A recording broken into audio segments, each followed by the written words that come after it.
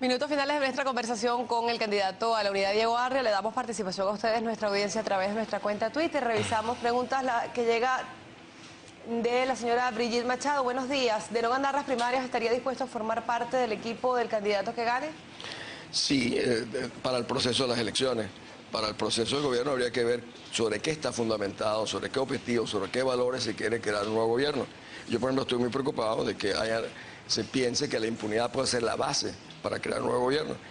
Yo he visto con gran preocupación, Aymara, que en el tema de La Haya, por ejemplo, ni un político de la oposición ha salido a decir que le parece bien, lo cual significa que no le importa. Yo diría, Brito no se murió, no, Simonovic, Forero Viva no están presos, la jueza Fioni tampoco, los petroleros los votaron, entonces no hubo petroleros votados, no hubo mujeres en los semerucos, o sea, no hubo gente abusada en sus derechos, en sus propiedades.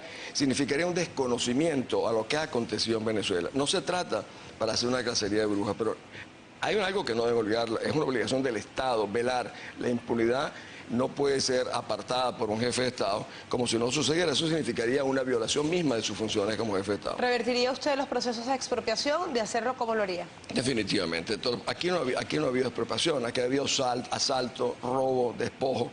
Sin la menor duda hay que revertirlo todo. Pregunta a Santiago Guevara, ¿se considera usted el hombre transición? Sí. ¿Por qué? Por una razón, yo creo que tengo hoy en día, tengo una obra física de desarrollo como gobernador, como ministro, perdóname que te lo diga, en el fondo superior a todos los que están compitiendo conmigo, pero de eso no se trata. Se trata de cómo gobernar, cómo saber, cómo volver a rearmar un Estado, cómo poder desmontar todas estas instituciones que nos han montado encima, cómo renegociar internacionalmente todos estos convenios como el chino, ruso, iraní, etcétera, que están montados sobre Venezuela.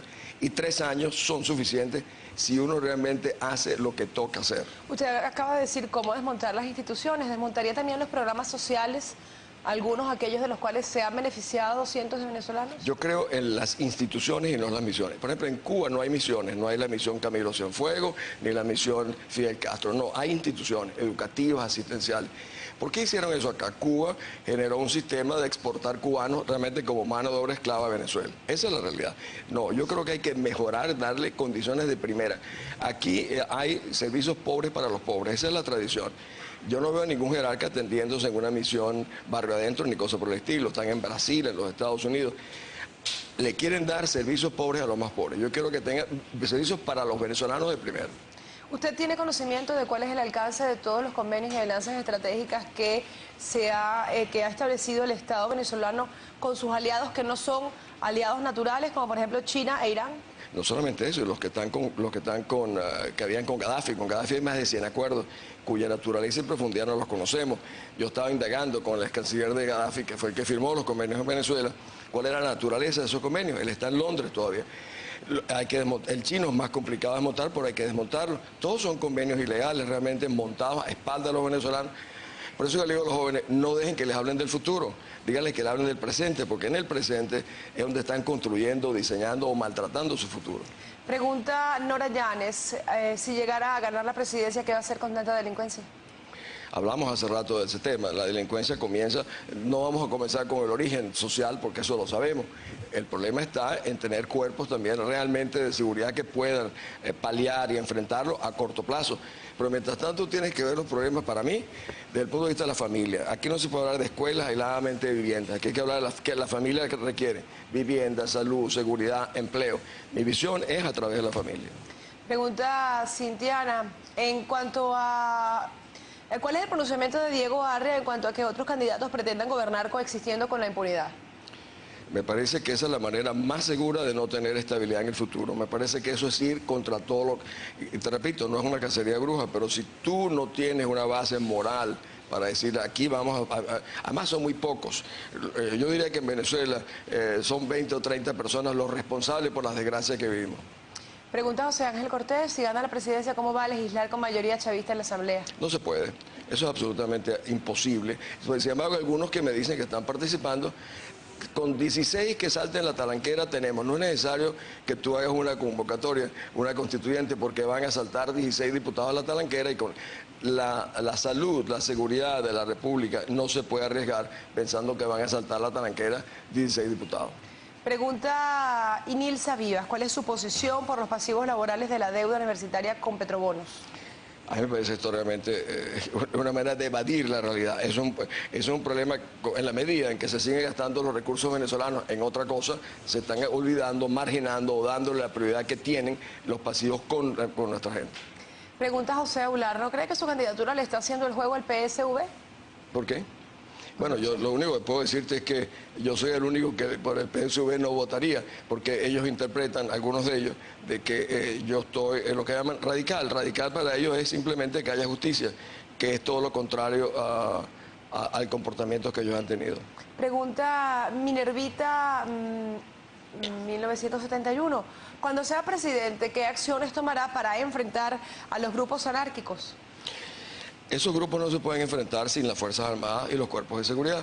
Y mientras las Fuerzas Armadas y los cuerpos de seguridad estén tan vinculados como lo están hoy en día muchos sectores de ellos, será muy difícil. Por eso yo te decía al principio que tenemos que reconceptualizar, reinstitucionalizar las Fuerzas Armadas y los cuerpos de seguridad. Pregunta Adriana Vigilanza, ¿qué opina Diego Arria de la reforma de estatutos de Mercosur para admitir el régimen antidemocrático de Hugo Chávez? Por cierto, hoy salió en la prensa que para el próximo 20 de diciembre está prevista esta reunión. A mi admirada Adriana le diría que me parece una barbaridad. Justamente esto fue lo que cocinaron ahora aquí en Venezuela con el presidente del Uruguay. Es una vergüenza que los países de Mercosur vayan a retirar la cláusula democrática. Pregunta Jerefer, ¿qué opina él en relación a dolarizar la economía, seguir el ejemplo de Panamá o de Ecuador? Ese es un tema que yo he estado discutiendo durante mucho tiempo con mucha gente. Hay dos visiones encontradas. Lo que te puedo garantizar es que no conocemos cuál va a ser la situación económica de nuestro país. Ni siquiera en enero del 2013, la profundidad del daño causado a nuestra economía, no lo conocemos los venezolanos. En ese momento sabremos realmente sobre qué base podremos diseñar eso y otras cosas. Pregunta Luis Navarro, ¿cómo resolver el problema de la salud? No se resuelve con las misiones Barrio Adentro, se resuelve de muchas maneras, se resuelve teniendo un buen empleo, buena educación, mejorando el contexto y luego dando, por supuesto, la parte final, que es la curativa, es la más sencilla, que es construyendo hospitales, es la parte física, lo previo es lo complicado, cómo generar condiciones de vida en las cuales la gente se enferme menos, etcétera. ¿Cómo generarlas? Tú tienes que dar condiciones mucho mejores, tú no puedes vivir en cerro donde tú tienes o en barrio donde no tengas agua potable adecuada, donde estés sujeto a un tipo de enfermedades que han vuelto a aparecer en Venezuela. ¿Entonces qué va a hacer? ¿Desmontar los barrios? No, por lo contrario, mi experiencia como gobernador de Caracas me indica que tú puedes reurbanizar barrios de una manera mucho más rápida y de una manera mucho más conveniente y moderna incluso. ¿Cómo hacerlo? ¿Cómo reurbanizar? Bueno, hay un grupo de arquitectos y planificadores que han venido trabajando. Yo tenía un proyecto cuando estaba en la gobernación, de hecho, por ejemplo, aquí en el barrio Los Manolos, en la Florida, ganó el premio de las Naciones Unidas como un modelo de reurbanización. ¿Qué hicimos? Reordenamos el espacio físico, tumbábamos 3 casas y hacíamos una plaza, los otros le agregamos un piso a otra casa. Eso es muy factible, eso es, te debo decir cosa, Mara, y hay tantas experiencias en el mundo. El problema nuestro no es la construcción ni de viviendas ni de autopistas. El problema nuestro es rescatar a Venezuela, tener un consejo electoral que pueda ser... Yo no creo, por ejemplo, las puertas nuestras estarían cerradas si nosotros no tenemos un consejo electoral que no sea un ministerio de elecciones. A propósito de este tema, pregunta a Mauri García. Buen día, ¿por qué no le preguntan qué debe hacerse con el CNE para las elecciones de octubre? Yo creo que nosotros deberíamos votar con papel y lápiz. Yo estoy en contra de que se vote, que perdamos nuestra independencia política, sometiéndonos a arbitrios del Consejo Nacional Electoral para contarnos entre la familia que quieren votar en las primarias. Eso me parece que es indebido. Y yo creo que incluso los candidatos deberíamos reunirnos y decir cómo vamos a, por ejemplo, ¿por qué no lo hacemos con Súmate, con Exdata? Mira, hoy en día hay gente que ni siquiera va a formar parte de votar en las primarias, Aymara, porque temen que venga otra lista Maisanto o Tascón, porque su cédula de entidad vuelve a aparecer, que pueden perder el empleo, pueden perder el contrato.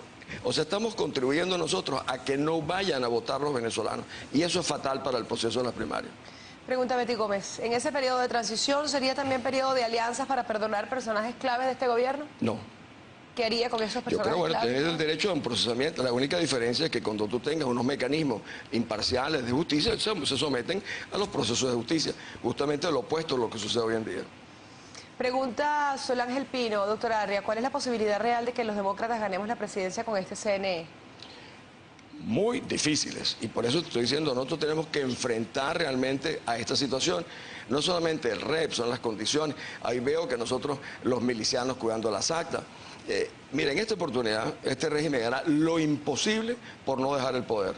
Nosotros tenemos que hacer lo imposible para que eso no suceda. Y parte de eso es no comenzar a legitimar en el proceso de las primarias el Consejo Nacional Electoral. Mañana nos van a decir, ¿cómo es que hubo fraude? Si ustedes lo utilizaron hasta para contarse ustedes mismos. Te insisto, la MUD debe rectificar sobre este tema. Yo he visto por toda Venezuela la gente que me dice, mire, yo votaría en las primarias, pero tengo temor. Y cuando la gente tiene temor, no hay nadie que le pueda garantizar que participe. Y eso me parece que el desestimular a la gente a votar nos va a llegar con una cuota muy baja de votación en las primarias. Y eso sería terrible. Nos queda un minuto para finalizar. ¿Cuál es la principal fortaleza y la principal debilidad de Diego Arria? Pues mira, la principal fortaleza es que yo he acumulado una experiencia en mi vida, ya no solo en el campo nacional, como gobernador, etcétera, sino que he transitado por la vida, me he llenado de experiencias, de aprendizaje, que en este momento en Venezuela son muy importantes. Yo diría que complementariamente yo soy absolutamente independiente, no dependo de ningún grupo económico, tengo una visión de venezolano para los venezolanos, no tengo una visión partidista que me pueda enfrentar a problemas. Yo creo en la unidad nacional, no en la unidad partidista, sobre todo para la transición que viene. La debilidad, tengo una gran pasión por mi país. Siempre digo que todo lo que soy se lo debo a Venezuela y eso me hace una persona muy peligrosa para muchos grupos políticos que están pensando que esto es mejor no alborotar, es mejor llegar y después ver cómo nos acomodamos. No, mi experiencia en el mundo me indica que hay que hablarle claro a los ciudadanos de manera que sepan qué están enfrentados. Agradecida porque nos haya acompañado la mañana de hoy Diego Arria, candidato a la unidad. A ustedes por participar en esta entrevista.